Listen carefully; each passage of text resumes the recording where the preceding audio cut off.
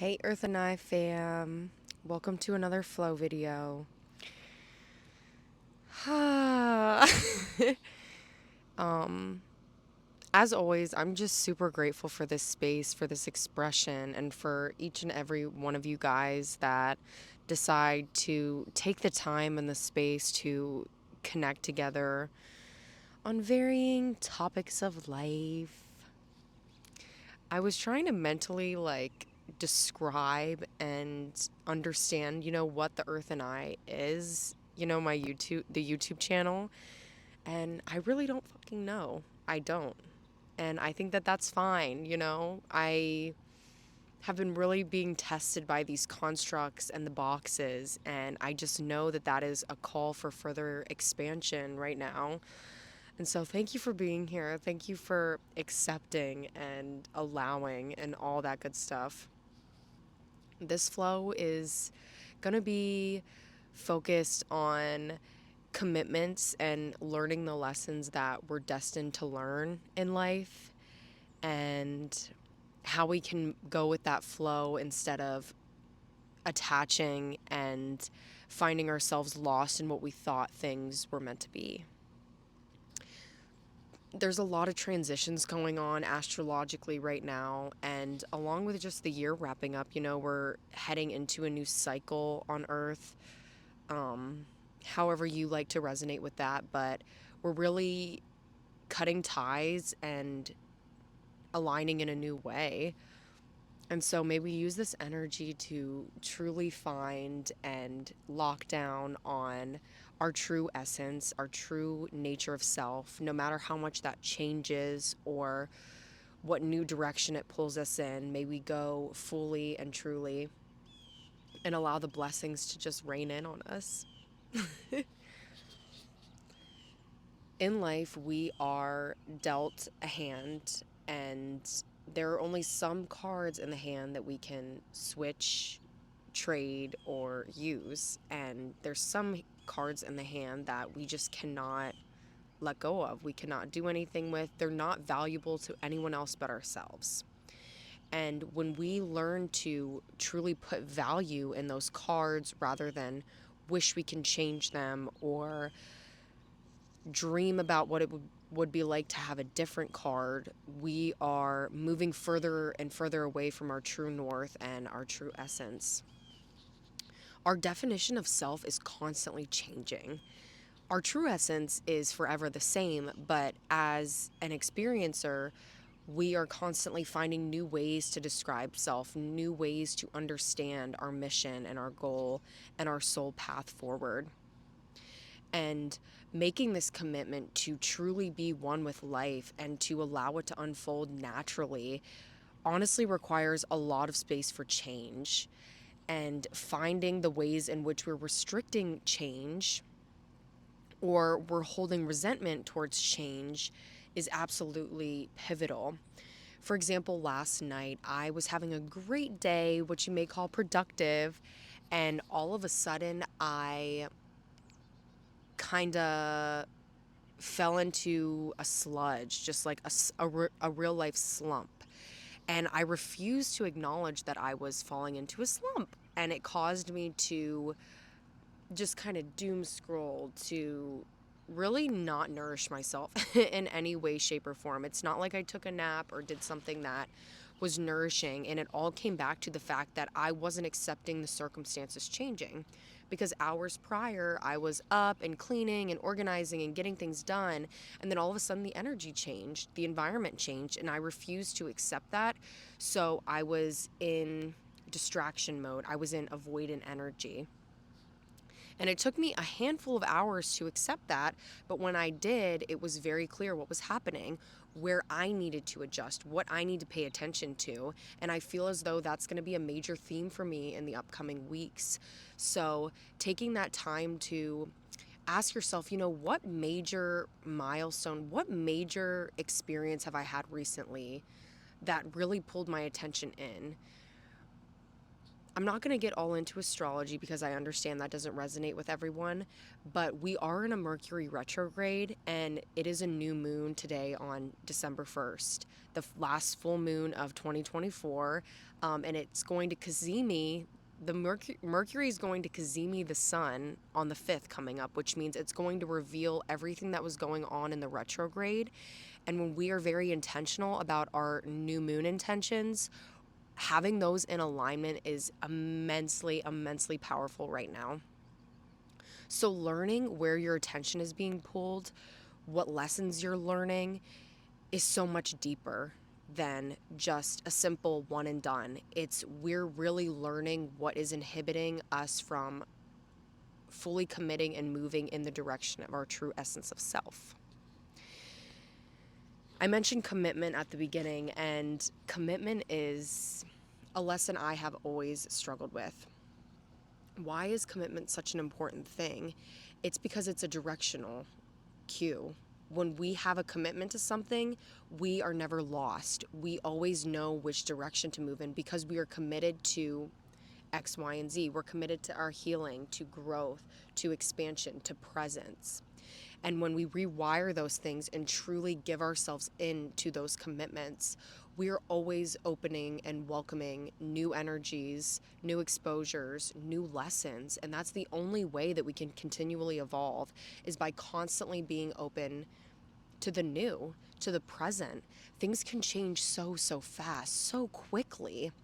And when we give permission to that happening, it's abundance. Abundance is funneling into us at a rate that we never knew. Because you could learn one lesson in one moment. Like, I want to use an example, but I also want you to fill this in with lessons that you've learned. You learn one lesson in one moment. What's something that you've learned recently? And then literally within 5 minutes, you could learn another monumental life lesson to stack on top of that one that you just learned. A lot of times we close up because sometimes we can't handle all of that energy, but that's why we practice. We learn how to be more open. And in turn, when we're more open, we receive more abundance. When we receive more abundance, we have access to new experiences. When we have access to new experiences, we're willing to share, and just on and on and on and on. And to realize that everything starts with right now. It's very easy to get hung up in the present on the past. But when we find ourselves getting hung up, we can take action in a way that, kind of completes the cycle for us so we can move on in fullness. There's such a difference between letting go and giving up. When we give up, it's like we're kind of putting the pause on something. Even though in our hearts we want to let go, we know that we can't in the moment, so we just give up for now. When we let go, when we choose to constantly let go, we complete the cycle. We bring it to an end. We kind of tie the knot. And aligning yourself with constantly letting go instead of constantly giving up, it brings deeper present into the now. And of course, it goes back to attachment and all that kind of thing, but that's really a huge complexity that I've been pondering and playing with, is how I have to notice when I'm giving up on something and when I'm truly letting go, because there's actual relief in letting go. There's actual peace in letting go. It's a much harder thing to do, but it's much more worthwhile, and it's much more beneficial to my presence, to my goals, and all those kind of beautiful things. I kind of lost my train of thought for a moment. I feel like I was going to dive more into completing cycles and really ending things. And why is because we have to have clear space to co-create, to move forward, and to dive into the new. The way that we're living now is just a projection of all of our choices, beliefs, yada, yada. When we actually want to change that, we have to be willing to cut ties, to close cycles, to find peace in endings. And that way we can empower ourselves to really and fully step into the new. Hold on. I'm always so nervous that my storage is going to give out and the video is going to stop recording, because that's happened to me a few times. I'm working on getting a camera, but oh my gosh, I was flowing into something else.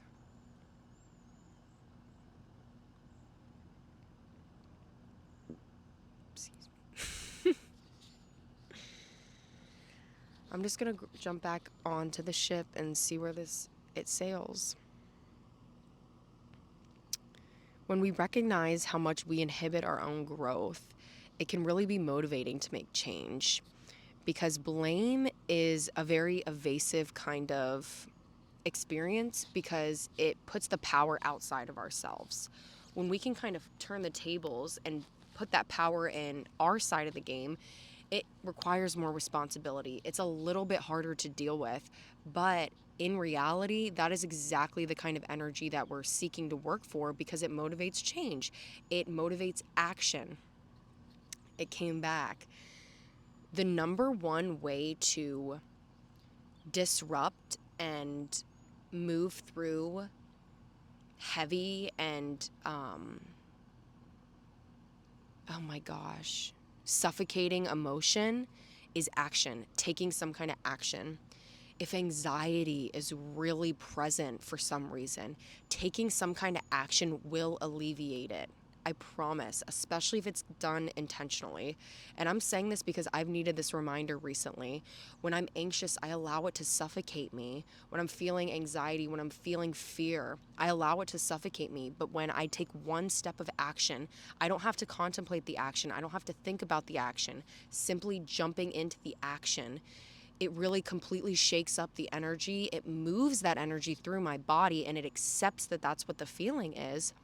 But yet it projects me into a new timeline because I take the action as well. It's one unified kind of swipe. And sitting in the present and accepting the feelings that are coming up.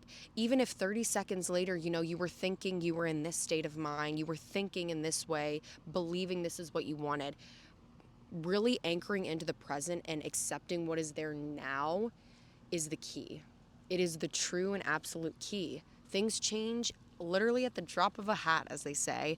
And when, as human beings, we can fully accept that and notice that and recognize it in ourselves and act from that place of knowing, it truly has the power to change the entire trajectory of our lives, of our loved ones' lives, and of the collective's lives. Life never stops living. Energy never stops flowing. And when we get so conditioned and comfortable staying stagnant and the same and living in predictable cycles, it's a natural human complex.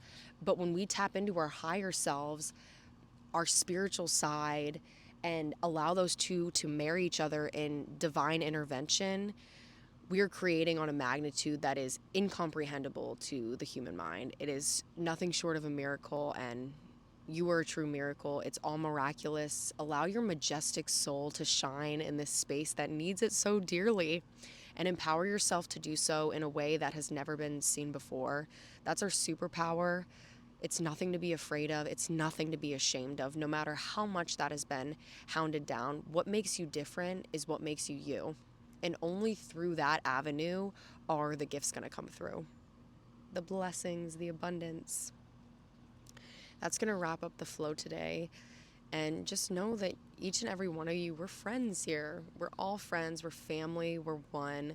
And I love feeling safe and secure to express in a way that goes beyond any kind of real comprehension. When I pull out my camera and my mic, I just truly let it flow. I really don't contemplate too much, and that's something I go back and forth on, but it really is a gift, and a gift that I'm eternally grateful for, and that I know is something that lives within each of us. A special gift, many special gifts. So thank you for allowing mine to be shared, and I would love for you to join the family, subscribe, leave feedback in the comments, and really harness this magical energy of right now, to take a second to pause and ask, what are the lessons that have been continually being taught to me that I don't feel like I'm integrating, or that I feel I need to integrate now? Before this cycle wraps up, what do I want to tie the knot on? I'm going to shoot off a couple more questions. What am I telling myself that is no longer true? What can I integrate right now that will align me with my true essence? How can I balance all the workings of who I am? What gifts is the universe begging for me to accept? How can I express my gratitude to God